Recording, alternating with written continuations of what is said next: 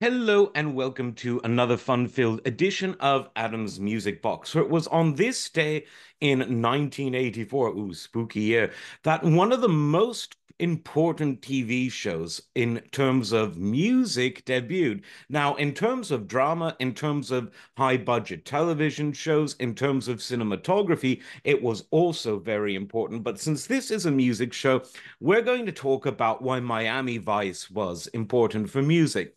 So before Miami Vice, most TV shows had composers that were paid to write theme songs and incidental music. Their names would have perhaps been listed on credits, but they would have been overall rather anonymous, and the songs would be associated with those TV shows and those TV shows alone. There were memorable ones like the I Dream of Jeannie song, and there were songs that everyone loved to sing along to, the Good Times song, Something of Legend, Sanford and Son, Chico and the Man, which was actually written by a very non-anonymous composer, and that was Jose Feliciano.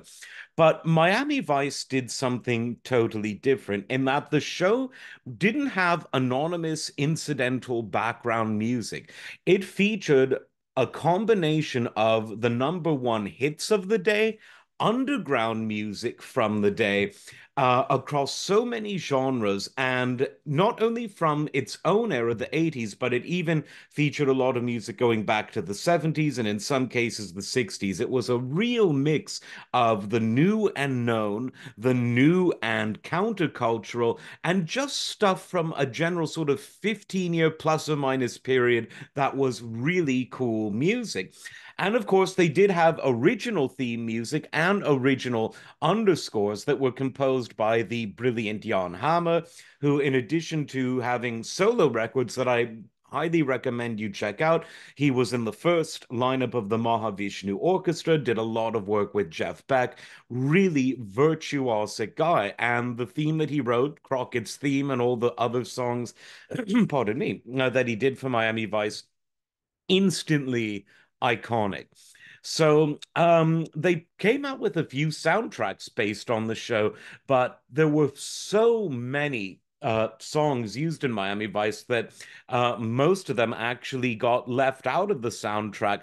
Luckily, a lot of people on Spotify have made public playlists of the music from Miami Vice. And you can go to your Spotify account and type in Miami Vice soundtracks, look at the playlist, and you'll be able to see exactly what I mean about the diversity of the music, because it was really something. And I cannot think of any show before or since that has had such a diverse set of music integrated into the show. And I can only imagine how many people were introduced to music they hadn't necessarily heard before and were encouraged to learn more about the artist, to buy the album, all because it featured in Miami Vice. And the only thing comparable that's happened since is GTA, Grand Theft Auto, because music soundtracks are built into the game.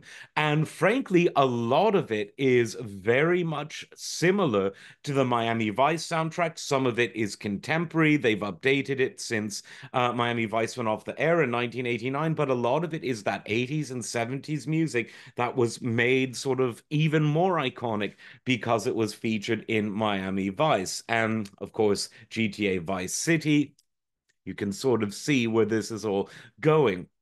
But in 1984, when the show came out, so ahead of its time in so many ways. And for a TV drama, I would say it still is. They had to pay a lot of money to license all of those songs because that is not cheap to license songs for that.